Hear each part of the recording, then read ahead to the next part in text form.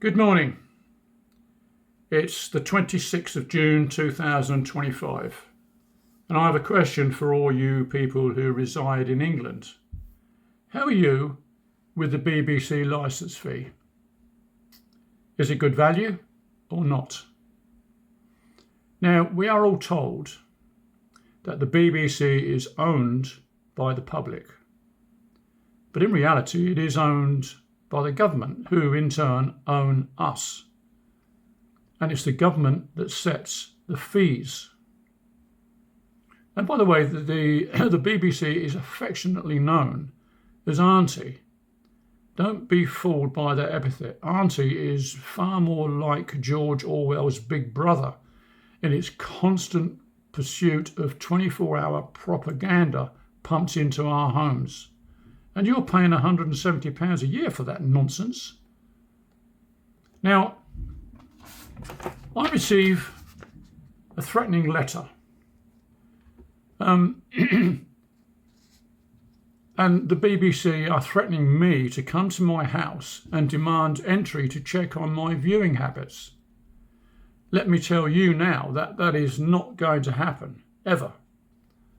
They are quite welcome to knock on my door, but entry will be forbidden to anyone without a warrant, and the BBC police have no such authority.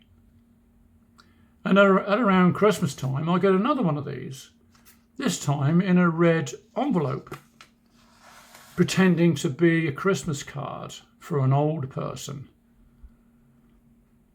Crazy. And this is how the BBC has descended, fooling apparently vulnerable people into paying inordinate amounts of money they maybe can't afford. And the BBC licence fee is now around £170 a year. And that makes their budget around 5.73 billion a year. So it's not surprising that they can afford to make some spectacular programmes and some that are not quite so spectacular, just propaganda. Anyway, there are some exceptions to the rule, and I thought this was a joke, but it isn't, it's serious. If you're blind, you can get a 50% reduction. And I can't imagine why someone would buy a TV if they were blind. Blind in one eye, perhaps, but not totally blind. And how noble the BBC are for giving blind people a discount. You just can't believe this stuff. And can you believe this? I don't, but you may. An average of 40,000 convictions a year, and of course that's the BBC's figures, and it's anything like their increased propaganda, it can be taken with a grain of salt. And if you get caught not having a licence and watching BBC, comes with a £202 fine. So, logically, if you get away with it for 3 years, then you're definitely in credit. And apparently you cannot be jailed for not having a licence. But the catch is, if you're fined and you don't pay the fine, then you will go to jail. And while you're in jail, by the way, you can watch TV for free because you don't have to pay the licence there. And this just gives you an idea of the contempt the BBC feels for its paying customers. And bearing in mind, the BBC spends £137 million every year pursuing the non-payers. And it's obviously money well spent. Or is it? Personally, I do not pay the licence fee, simply because I don't watch the BBC or any of the other trash media companies pumping 24-hour propaganda into my home. And the TV aerial has become a sewer input into the houses of the dumb, or more correctly, the fearful. And fearfulness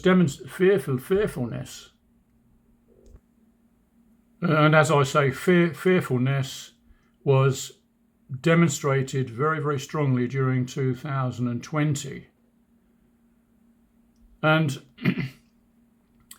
ancient wisdom predicts, and I've said this many times before, fear knocks on the door. If you answer it, there is never anyone there. Unless, of course, it's the BBC Stasi pretending to be the police. And the bogeyman is in our heads every time. And these people know that. And most of us remember the BBC detector vans with its massive aerial on the roof. And they scared people into buying the licence. And we all know now that it was a nonsense. They could not detect anything. But it was enough to put the fear into people's heads. Ring any bells? I'm sure it does.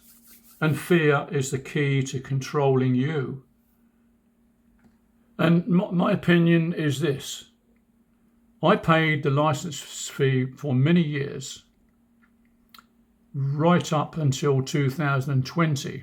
So, if there are any programs that were made prior to 2020, when I stop paying it, I'm entitled to watch it as a customer in credit. And by the way, the traffic wardens of the BBC can go forth and multiply, because I will not pay anything. And you're still banned from entering my home. And my home is my castle, just as any Englishman's home is his castle. So for crying out loud, go away. Up the revolution and fear nothing. You're going to die anyway. Bye-bye.